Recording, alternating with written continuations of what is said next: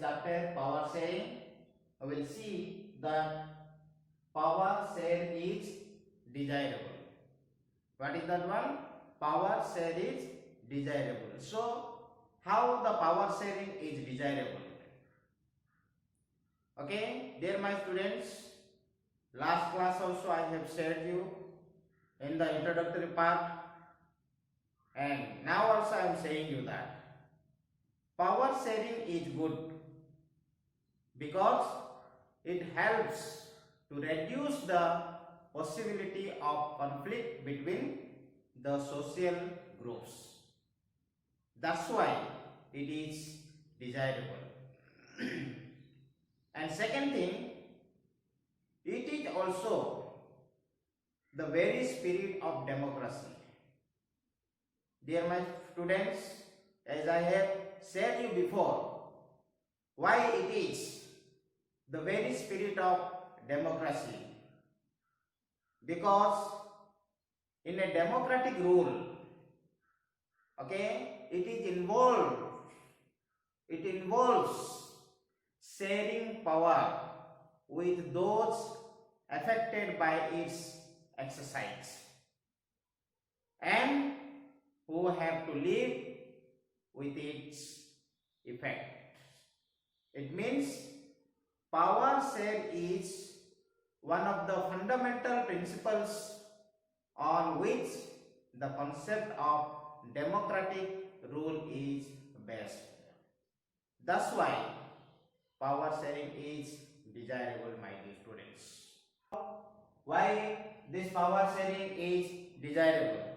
Now I am going to tell you about the forms of power sharing. Okay, there are different forms of the power sharing. First of all, let us see the horizontal distribution.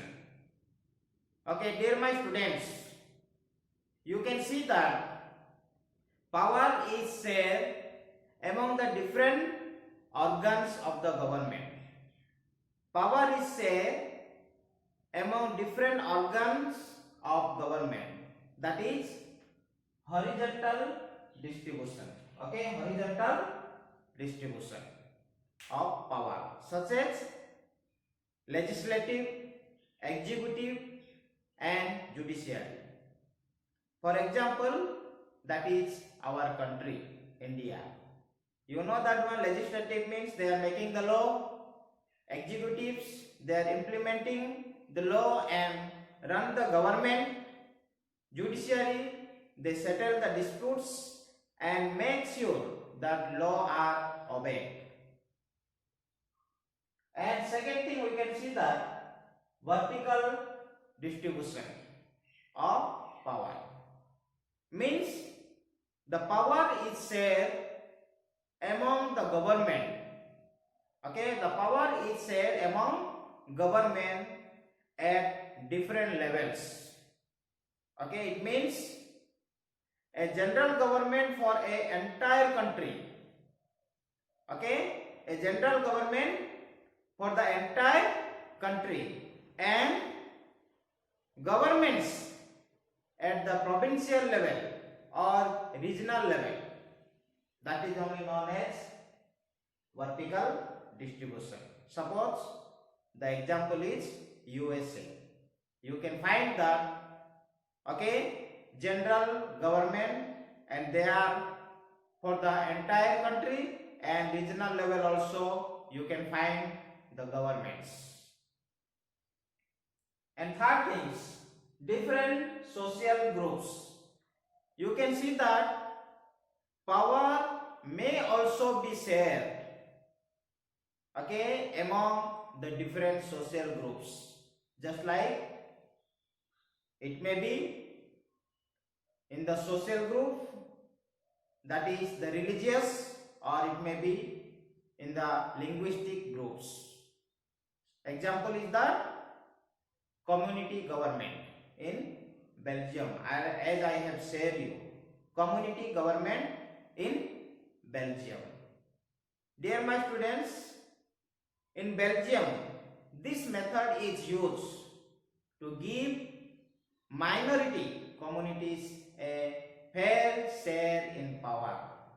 That was we seen that in the when we have gone through the story of the Belgium country. And next things, power is shared. Mean power can be shared among the political parties. Okay, among the political parties or pressure groups, and the movement controls or the influence those in powers. This power can be shared.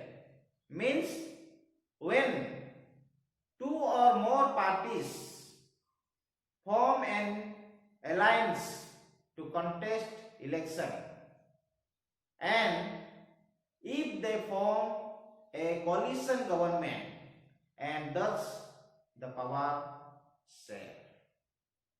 So this is about the forms of power sharing. Dear my students, I hope that you have understood from the beginning as I have said you about the power sharing. Remember that why the power sharing is important, what are the advantages of this power sharing, and different form of power sharing, and why the power sharing is desirable. Okay, from this chapter, go through your book. If you are having doubt, you can consult me and it will be clarified you. Thank you, student.